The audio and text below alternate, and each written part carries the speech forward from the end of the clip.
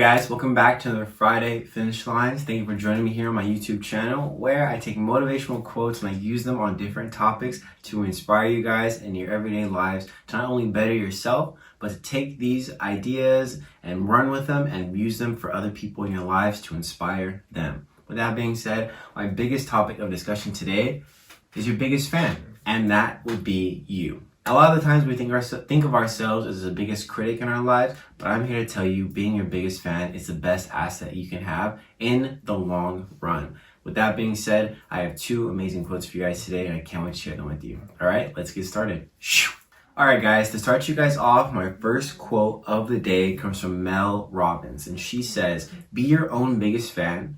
Love yourself and give yourself the things that you need." A lot of the times we think of our lives as, in a sense, a big ball of obstacles. A lot of the times we just think of it like, okay, if I go here and do this, this is going to happen, and then it's just going to take me away from that. If I go here and do this, if I go there and talk to them or talk to this or do that, I'm just going to feel lost or feel insecure when I make my way towards those goals or those aspirations, and that makes us not even try. That fear of uncertainty puts us back into the box of comfortability and keeps us there for the rest of our lives. But when you are your biggest fan, when you can cheer yourself on when no one is looking and when other people aren't cheering you on just yet, that is going to be your biggest asset along the journey towards the thing that you want. Because they always say, journey towards success is a lonely one, and it sometimes is. When you find yourself towards a path or going along a journey that a lot of people aren't traveling, you will find yourself being your biggest fan or having to change your mindset, the way you view obstacles and the way you view the good things that happen to you. Because a lot of times we don't sit back and we don't smell the flowers. We think that, damn, maybe I did achieve this, but honestly, I got to keep going. It's not enough. I'm not good enough. Like, I need to do this. I need to do that. And we seldom are grateful for what it is that took us to get there. And we seldom forget that along this journey, this is what we were waiting for. This is what we were striving for. And then when we get there, we're just like, who cares? It's not good enough. I can do more. And a lot of the times it's good to have that kind of mindset, going towards a goal or having a career. You always want to do better and you always want to try to become better, but enjoy that moment. Be in the moment, because it's going to pass. Like every other moment that it took you to get there, it will pass, but you must enjoy it and you must look back at the journey and say to yourself, man, it felt good to get here and I can't wait to get to the next one. Be grateful, and you will start to see that the fear of uncertainty will be taken away because of everything you've been through. You'll realize that on the other side of uncertainty is opportunity, and there is a good thing that is going to come out from what it is that you are experiencing in that moment. I saw something the other day too that was like, life brings you a wall, and you're stuck behind this wall. You don't know where to go. But a lot of times it's there for you to take a little break, for you to rest, for you to collect your thoughts, because sometimes we are moving way too fast, especially in this world that we live in today. We think that we have to move at flash speed, but realize that it's okay to take a break. It's okay to look around, look up, and enjoy the moment that you are in, and then keep pushing, and then keep striving. Next quote I have for you guys comes from Emily Kinney, and she says, "Be patient and loving with yourself. You aren't meant to be your biggest critic, but your biggest fan."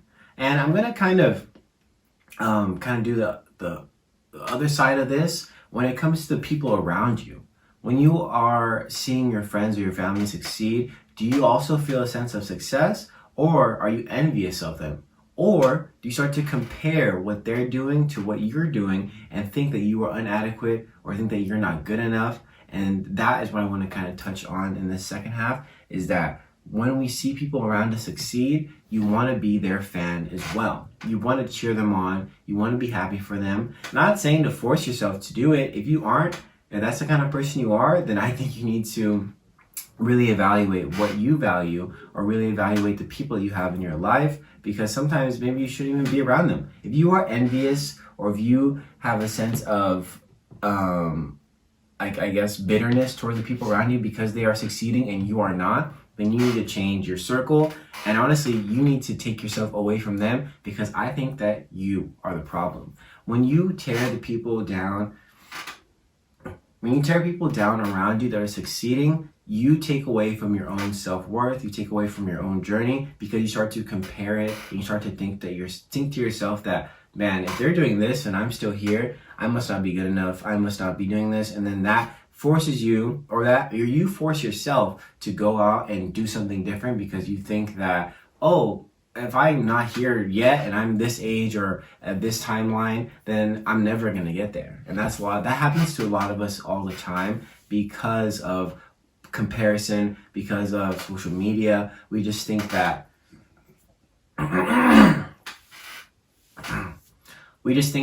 at a certain point, if we're not where we need to be, then that's it. If I was like that, I use myself as an example. If I had a timeline on where it is I wanted to be, then I don't think I'd be still doing this. I would be like, oh my gosh, I'm not at 5,000 followers and I've been doing this for 2 years, and what's the point? I'm done. I'm not having like 1,000 views a week, and I've been doing this for a year. I'm done. You can't think like that. You can't tell yourself that there's a timeline to this, because there really isn't. And I read in the book I've been reading, Whatever It Takes, he uses great examples of people who are extremely famous, who got famous later on in their life. When it comes down to it, you never know when your opportunity will come. And you never know when that opportunity will present itself. And you'll never know how close you are to the opportunity if you don't keep pushing forward, or be your biggest fan. And also, be the fan of those around you. When you see people succeed, be happy for them, because I guarantee you will find more gratefulness on your journey than you ever have before. Alright guys, thank you so much for joining me here on my Friday Finish Lines. I'll see you guys next week with a new topic. It will be... No. It won't be April just yet, but almost April. I hope you guys had a great March. It is Aries season. I'm wishing you guys the best always. Drink your water. Take care of yourself. Sorry about that yawn. And I'll see you guys next week. All right? Thanks.